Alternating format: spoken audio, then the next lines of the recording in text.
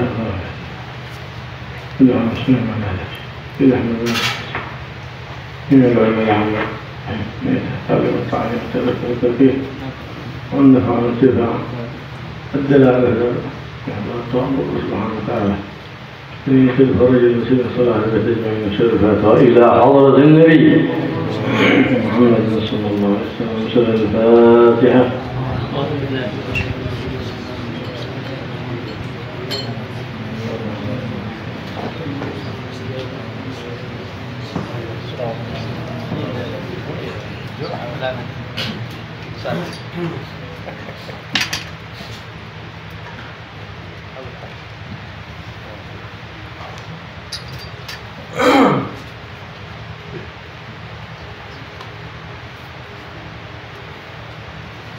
الحمد لله رب العالمين والصلاة والسلام على النور المبين سيدنا ومولانا محمد وعلى آله وصحبه أجمعين. أما بعد،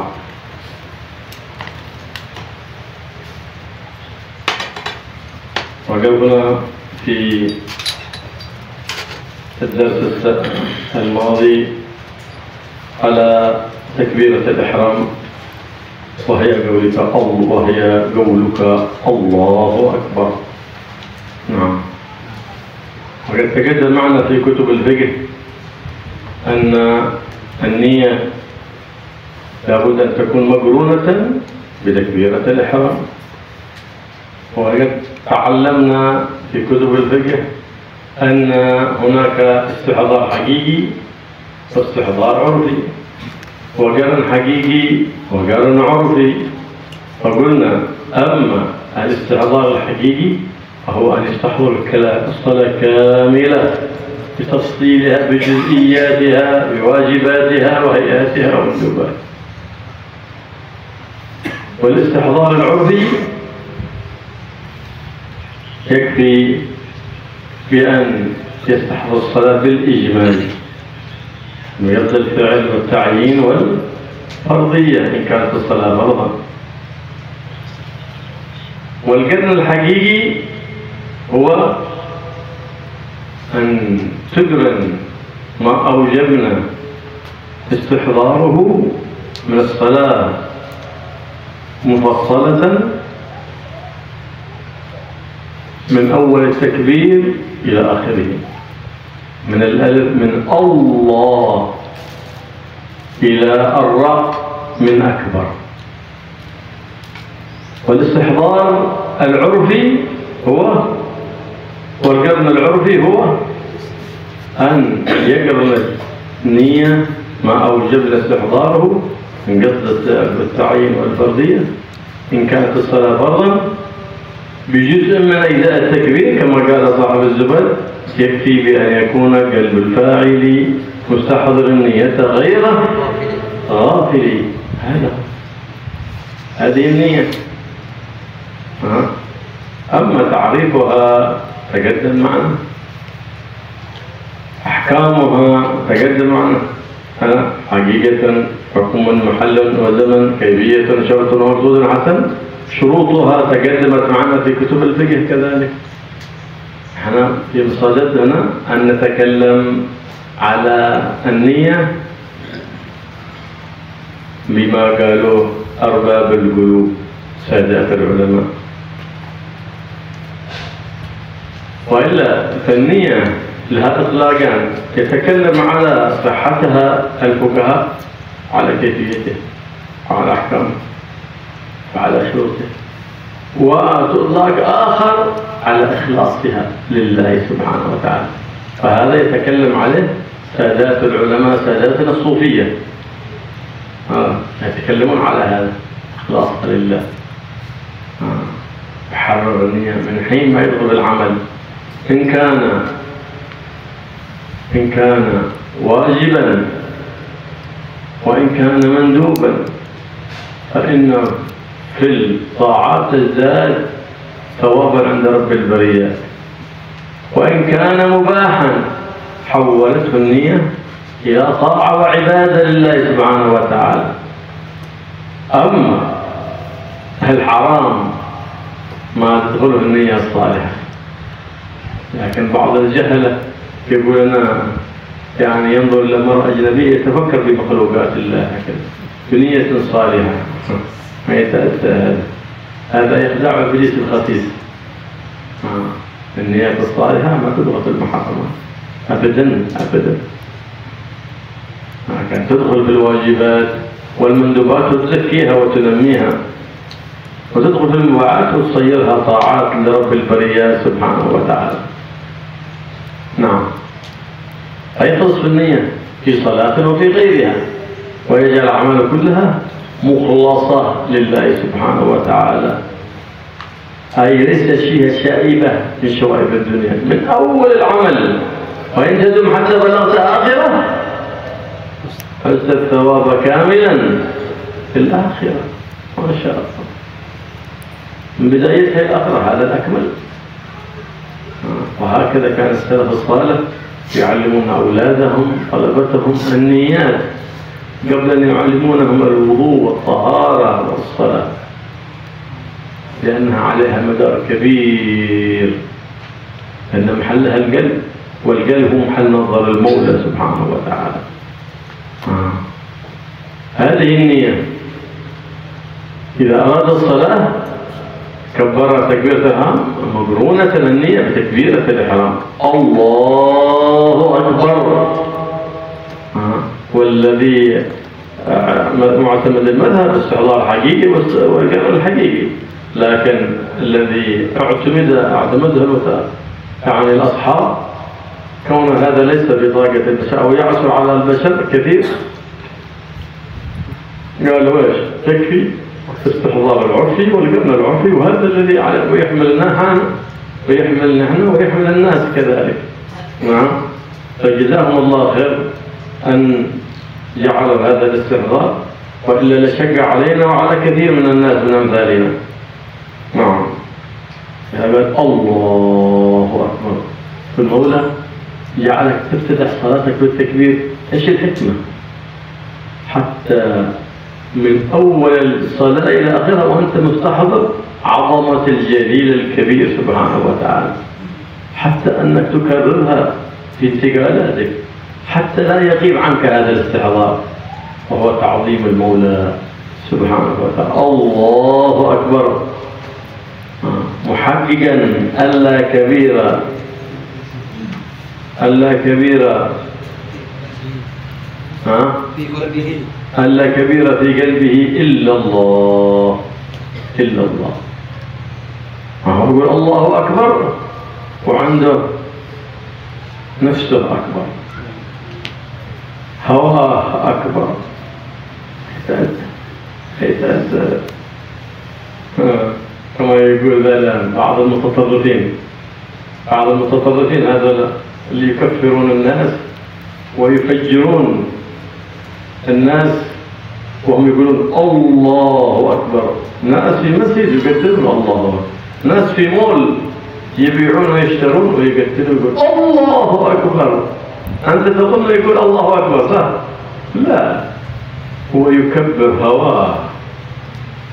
ومن أضل ممن اتخذ إله هواه. هؤلاء ما يكبرون الله، لكن لسانهم يقول الله أكبر، ما يقول الله أكبر ويقول نفسي أكبر، لأنه يعبد نفسه، يعبد هواه، ما يعبد الله. فلهذا أضله الله. ومن أضل أحد أضل في كل زمان وكل مكان ممن اتخذ إلهه معاه أحد أضل منه. ليش؟ لماذا؟ كنابة، لأنه يعصي ولا يدري أنه يعصي، يكفر ولا يعرف أنه يكفر، يؤذي ويتعبد الله بأذية الناس. شفت كيف؟ يعني قد ركبه إبليس واتخذه له مطية، إبليس ركب على ظهره جعله دابة وإبليس يسوق تلك الدابة. وهذا حال كثير من الناس اليوم للأسف. حتى من طلبة العلم للأسف. الله يسترنا وستر في الجميع. لهذا قال هيطرح جميع ما سواه ابتغاء رضاه. فإذا تركت السوى لأجل الله لأجل الله سبحانه وتعالى تولى الله لك العطاء بنفسه سبحانه وتعالى، إذ هو رب كل شيء ومولاه، منه بدأ وإليه يبدأ. المبدأ منه سبحانه وتعالى، هو الأول والمنتهى إليه والآخر، فكلنا لنا أول ولنا آخر. كلنا لنا أول والآخر. الله لا أول له ولا آخر له، كان ولم يكن شيء، كان ولم يكن شيء سبحانه. واحد يقول طلع على المنبر يقول للناس من المتطرفين كانوا يقول لهم الله يقول كل يوم هو في شأن، فما شأن الله؟ واحد من أهل العلم لكنه ما يظهر نفسه من أهل العلم، من أهل القلوب المنيرة، فقال له أنت تسأل ولا تجيب أنت؟ قال أسأل. اللي يسأل ما يطلع على المنبر، يجلس تحت المنبر واللي يجيبه يطلع فوق المنبر. صح نزل وطلع هذا هذا الصالح العالم، طلع على المنبر قال يلا تفضل اسأل الآن أنا فوق المنبر. فقال ما قال تعالى كل يوم في شأن، ما شأن الله؟ فقال له أمور يبديها ولا يبتديها.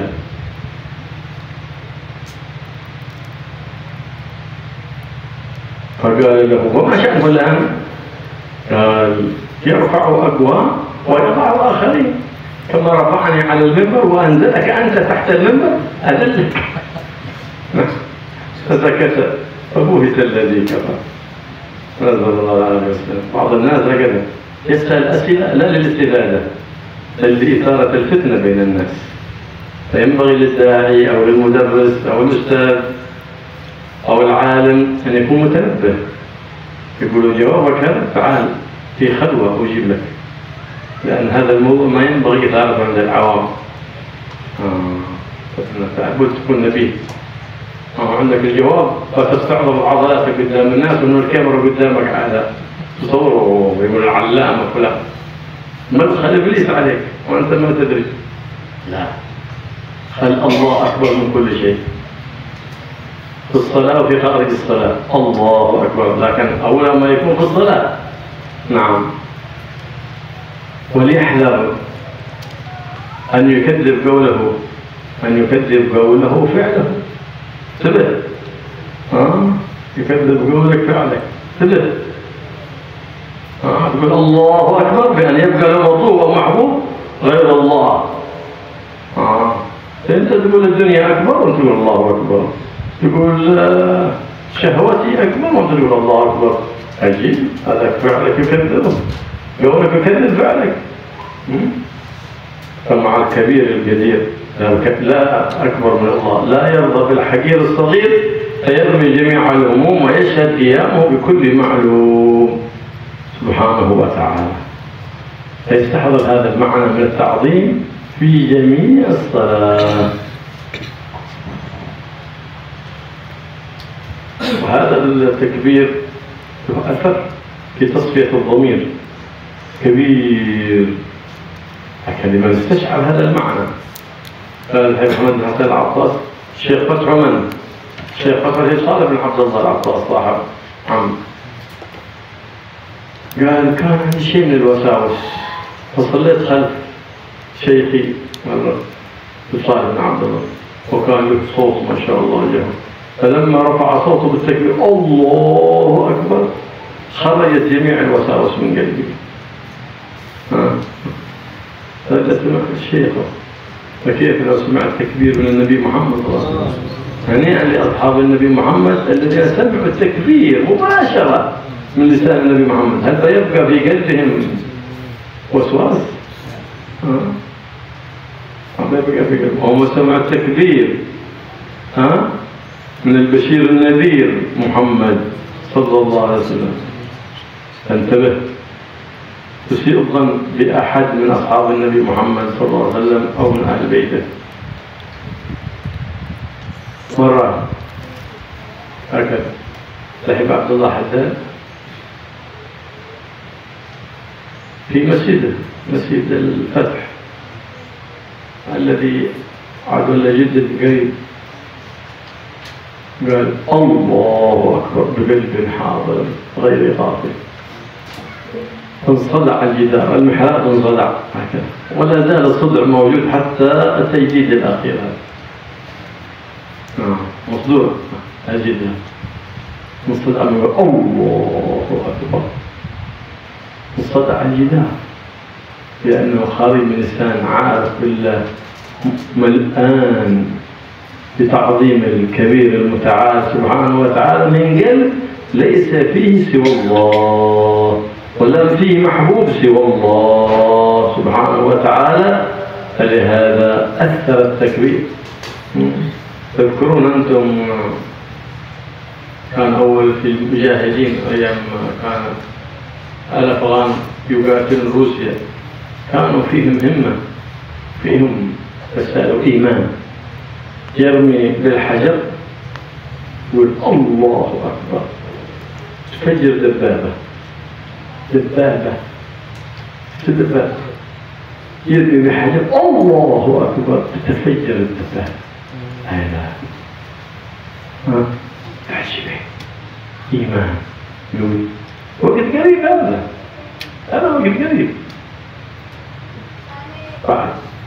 كانوا يقول الله أكبر، ما في عندهم شيء، لا دنيا في قلوبهم ولا جاه ولا شهرة ولا أشياء أبدا، ولا شيء من الأصنام هذه في القلوب. فبيقول الله ظهرت الكرامات على يديهم، يقاتلوا الكفار ماشي سلاح، وذلك معهم الدبابات والار بي جي والآليات والأسلحة المتطورة، هزموا الروس بلا آلات ولا معدات بالإيمان. جاءوا أهل التطرف دخلوا فيهم وفتنوهم، أهل التطرف، أهل العقائد الفاسدة، على صورة أنهم مجاهدين مثل إبليس شيطان رجيم، مجاهدين. بدأت الآن محبة الرئاسة، محبة الشهرة، محبة المال دخلت، فصار يرمي بالحجر ما عاد يؤثر، دخل غير الله. كان الله أكبر يؤثر، حجر تفجر دبابة، هذا يدخل بالعقل. شاهد عيان يحكي هذا، شاهد عيان هذا قريب هذا. لكن هذه الكرامات التي تعني شأن المسلمين ما يجيبونها بوسائل الإعلام، لأنه إعلام يهود. اللي فوق تعرفوا يقولوا لك أي حاجة فيها فتنة في الدين يظهرونها، أي حاجة ما إشهار للدين حاضر على طول. هذا شواهد قريب على ما هو زمان، لا قريب على سنة، حتى صار في زمن الأزمان ممنوع تنشر هذه الأخبار أيام الشيوعية في جنوب اليمن. لو جبت هذه الأخبار لأنهم كانوا أصحاب الشيوعية هناك في روسيا، صاحت كلها. الشيوعية كانوا يقولون الحكومة الأبدية، لا أبدية إلا الله، صاحت هذه كلها، وبقي الله، وبقي من ينتسب لله. وأما ما ينفع الناس فيمكث في الأرض، وأما الزبد فيذهب جفاء، وأما ما ينفع الناس فيمكث في الأرض. فالله يجعلنا من الذين ينفعون وينتفعون وينتفع بهم، وننشر منهج النبي محمد ونحيي سنة النبي محمد صلى الله عليه وسلم مع الصدق والإخلاص لله العزيز الكبير، ويملأ قلوبنا تعظيما له ومحبة له ومحبة لحبيبه محمد صلى الله عليه وآله وسلم.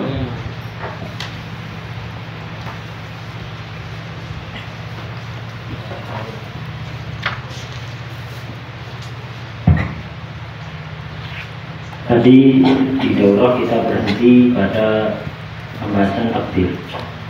Nah, tadi persiapan untuk takbir. Sekarang akan membahas tentang takbir. Pembahasan takbir ini juga sama seperti pembahasan sebelumnya. Ada pembahasan dari sisi fikih, ada pembahasan dari sisi tasawuf. Pembahasan dari sisi fikih itu sudah sering dijelaskan di beberapa pengajian beliau. Bila tadi menyinggung sedikit, termasuk rukunnya salat adalah mengucapkan takbir Allahu Akbar bersamaan dengan niat. Di fikih diterangkan bahwa niat itu bisa dengan cara istihdar hakiki atau istihdar urfi, muqaranah hakikiyah atau muqaranah urfiyah. Yang dikatakan istihdar hakiki adalah ketika kita takbir, kita itu menghadirkan dalam pikiran kita semua perbuatan sholat mulai takbir sampai salam, baik yang wajib, yang sunat abad atau sunat hayat, semuanya kita hadirkan dalam pikiran. Dan ini tentu sangat susah, tapi itu yang wajib menurut pendapat yang utama dalam mazhab Syafi'i. Cuma sebagian ulama berpendapat ini sulit dilakukan oleh orang, tidak mampu, kebanyakan orang tidak akan mampu melaksanakan itu. Hanya pendapat kedua mengatakan cukup istihdar urfi. Artinya yang penting ketika kita takbir, kita menghadirkan dalam hati kita sholat secara global, tidak harus terperinci perbuatan-perbuatannya dari awal sampai akhir. Cukup global saja, yaitu dengan kostum fikih bertujuan melakukan sholat, kemudian ta'yin menentukan nama sholat, dan juga niat fardiyah, niat fardu kalau sholatnya fardu, itu saja. Kemudian juga ada muqaranah hakikiyah, ada muqaranah urfiyah. Muqaranah hakikiyah artinya sejak awal takbir A sampai bar itu harus ada niat. Niat seperti yang diterangkan tadi itu, bisa dengan istihdar hakiki atau urfi. Ini juga berat. Nah, yang lebih mudah adalah cukup mengikuti pendapat kedua yang mencukupkan dengan muqaranah urfiyah. Yang penting ketika takbir ada niat, terserah di awal takbir, di pertengahan atau di ujung takbir, yang penting ada niat. Ini adalah pembahasan fuqaha. Fuqaha juga ketika membahas tentang niat di dalam kitab fikih itu membahas hal-hal yang terkait dengan niat. Hakikatul, membahas hakikat atau definisi niat, hukumnya niat, mahallun tempatnya niat, gitu. Zaman waktunya niat, gitu. Kemudian syartun, gitu. Syaratnya niat, kemudian tujuannya niat. Nah, ini yang dibahas oleh para ulama fikih. Tapi yang kita bahas pada saat ini bukan itu. Yang kita bahas adalah pembahasan dari sisi tasawufnya. Niat ini memiliki dua pengertian. Ada pengertian niat maksudnya bertujuan melakukan sesuatu bersamaan dengan melakukannya. Jadi yang dibahas oleh ulama fikih. Ada niat maksudnya di dalam segala amal yang kita lakukan termasuk sholat adalah niat kita hanya mencari ridho Allah, tidak ada tujuan-tujuan lain atau yang disebut dengan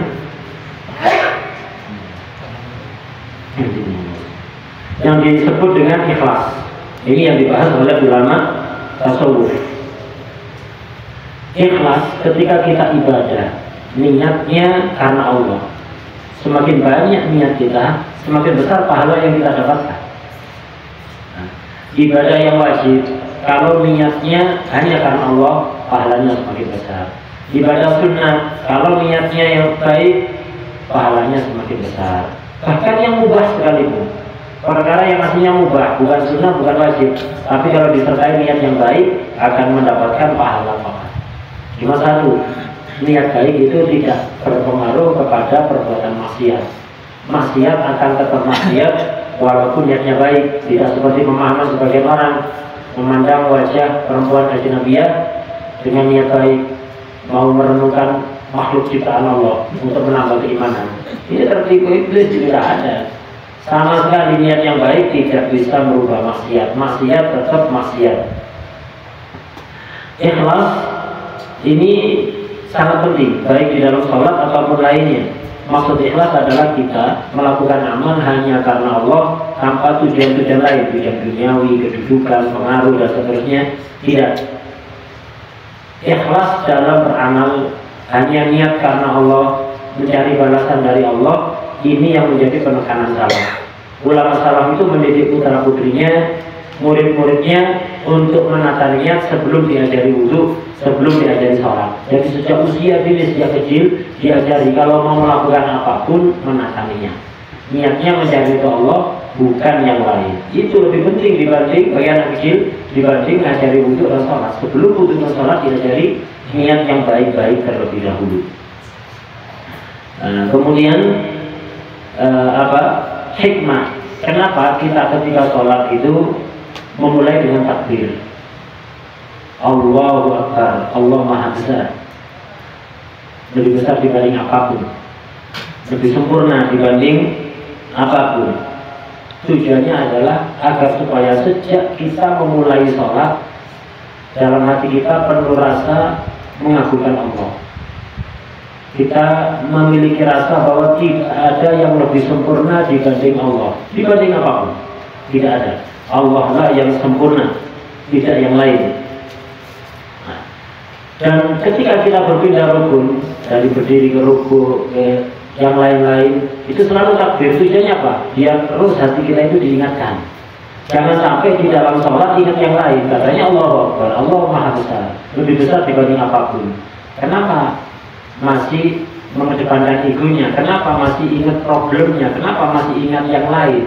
Bukan Allah Maha Besar, lebih besar dibanding apa yang Anda pikirkan. Nah, itu tujuannya. Kenapa sholat dimulai dengan takbir dan terus-terusan setiap perpindah rukun selalu disertai dengan bacaan takbir.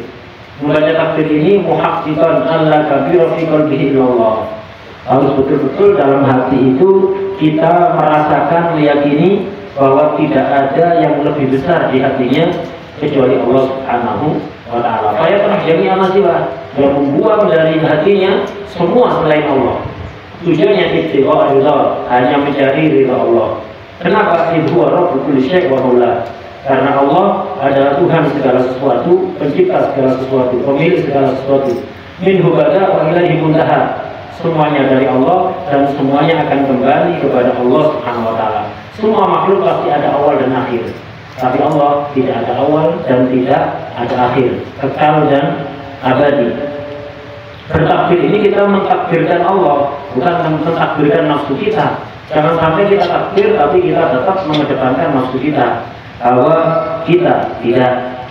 Seperti yang dilakukan oleh orang-orang radikal, ngebom ada di plaza, di mall, atau orang-orang sholat di masjid di bom bunuh diri sambil membaca Allahu Akbar. Ini kalau secara zahir kita melihat dia mentakbirkan Allah, Allahu Akbar, mengucapkan Allah Maha Besar. Hakikatnya itu dia mengatakan nafsi akbar, nafsu lebih besar.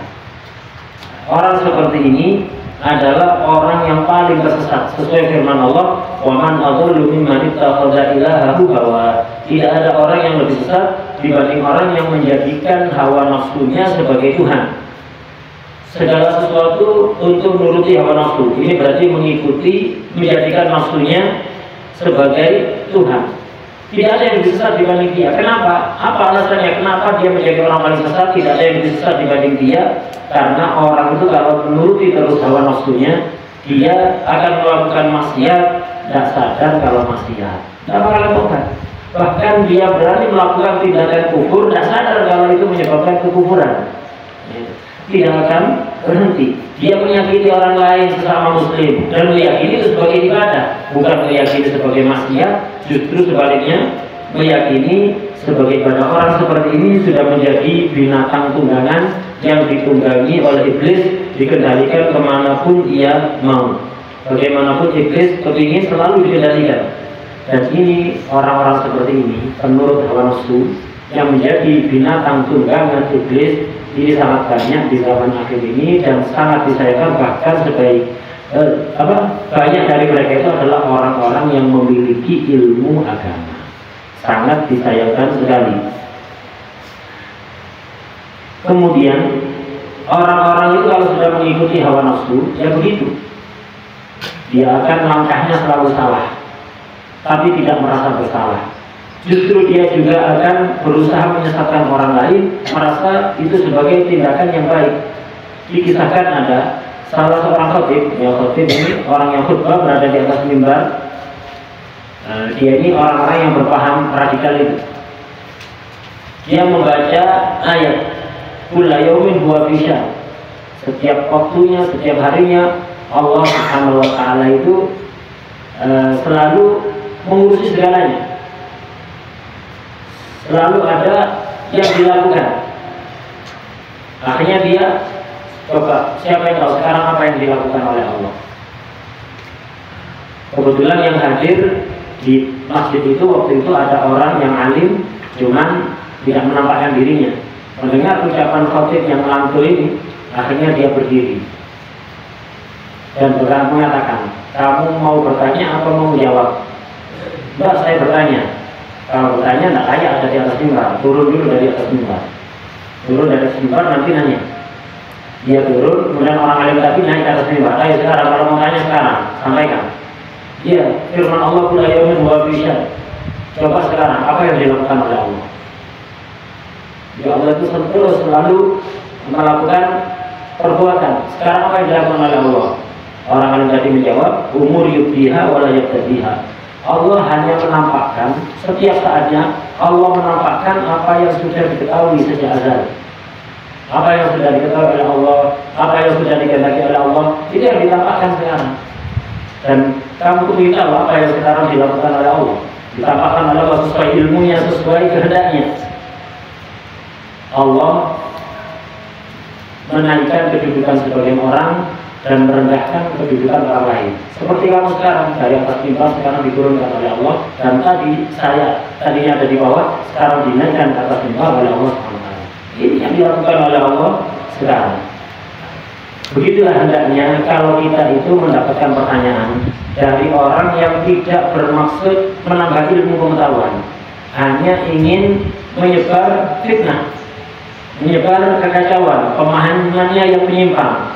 Hati-hati bagi orang alim, jangan seperti binaraga, suka pamer otot. Orang alim gitu, ditanya apa saja menjawab. Bahkan kadang-kadang pertanyaan itu bahaya, memang pertanyaan itu sengaja disampaikan untuk menimbulkan kebingungan pada akidah orang awam, biar orang awam itu goncang akidahnya. Pertanyaan seperti ini jangan dijawab di hadapan orang banyak. Ajak orang itu ke tempat sepi, jawab 4 mata. Ajak ngomong 4 mata, jangan di hadapan orang. Sebagian orang yang merasa punya ilmu kurang cerdas. Ketika ditanyai, dia merasa tahu jawabannya, pameran ilmunya seperti binaragawan, pameran ototnya, menunjukkan kehebatannya. Nah, ini berilmu, punya banyak wawasan tapi nggak cerdas namanya. Tidak, jangan demikian, harus cerdas. Kemudian di situ kelanjutannya Habib Hasan Basri mengatakan, wal yahdar ayyukadziba qawlahu amaluhu. Awas ketika sudah sholat mengatakan Allahu Akbar, Allah lebih besar dibanding segalanya, lebih agung dibanding segalanya. Jangan sampai perbuatan kita tidak cocok dengan ucapan kita. Ngomongnya Allah yang lebih agung dibanding segalanya, maha besar dibanding segalanya, tapi perbuatannya tidak mencerminkan ucapannya. Di ayat Allah makhluk atau mahbub ghairullah, masih ada dalam hatinya ketika sudah mengucapkan takbir, di hatinya masih teringat yang lain selain Allah, masih menginginkan yang lain selain Allah Subhanahu wa ta'ala. Hati-hati, itu tidak selayaknya dilakukan. Kalau itu kita lakukan, sholat kita tidak sah menurut ulama hadis, tidak memenuhi syarat sholat kita. Hadirkan rasa bahwa Allah lebih agung, perasaan, keyakinan bahwa Allah lebih agung dibanding segalanya di seluruh sholat dari awal sampai akhir. Bacaan takbir ini kalau diucapkan oleh orang yang hatinya betul-betul hanya ingat kepada Allah, hanya berharap apa yang ada di sisi Allah, itu akan memberikan efek yang sangat besar pada bersihnya hati. Karena itu kalau ada orang seperti itu sholat, berusaha kita untuk sholat bersama beliau. Orang yang hatinya bersih, tidak ada harapan kecuali Allah, ini takbirnya saja bisa membersihkan hati kita. Seperti dikisahkan oleh Habib Ahmad bin Hasan Al-Qas. Habib Ahmad bin Hasan Al-Qas ini pembesar aulia. Beliau Syekh Fatahnya adalah Habib Saleh bin Abdullah Al-Qas. Habib Ahmad itu cerita, dulu saya itu punya sedikit waswas dalam hati saya. Artinya sering ada bisikan-bisikan buruk dalam hati saya yang mengajak kepada hal-hal yang tidak baik, yang tidak diridhai oleh Allah Subhanahu wa Ta'ala. Tapi tiba-tiba hilang begitu saja. Gara-gara apa? Gara-gara saya sholat jamaah bersama guru saya Habib Saleh bin Abdullah Al-Qas. Misalnya suaranya keras, kalau takbir itu Allahu Akbar. Ya, dengan takbir begitu dari gurunya langsung was-wasa, pikiran-pikiran jelek yang ada dalam hati Habib Ahmad langsung seketika hilang. Ini baru takbirnya Habib Saleh bin Abdullah Al-Qas. Gimana kalau itu takbirnya Rasulullah SAW? Sungguh beruntung para sahabat sholat berada di belakang Rasulullah SAW. Mereka tidak sempat punya pikiran jelek. Kenapa? Dengar takbirnya Nabi hilang semua pikiran itu, sehingga mereka tidak perlu susah payah untuk memerangi nafsunya. Dengan mendengar takbirnya Nabi, langsung bersih semua pikiran-pikiran jelek, sifat-sifat jelek yang ada dalam hati mereka. Sungguh beruntung mereka para sahabat. Karena itu awas, jangan sampai kita itu kemudian berburuk sangka suudzon kepada satu saja dari sahabat atau keluarga Rasulullah SAW. Contoh yang lain, kisah yang lain, bahwa takbir itu memiliki efek yang sangat kuat kalau diucapkan oleh hati yang bersih, tidak ada harapan-harapan selain Allah. Maka cerita Imam Al-Haddad, Habib Abdullah bin Ali bin Muhammad Al-Haddad Sahib Ratib. Kejadian ini terjadi di masjid beliau, Masjid Fatah, itu yang ada di Hawi, di Tarim sana.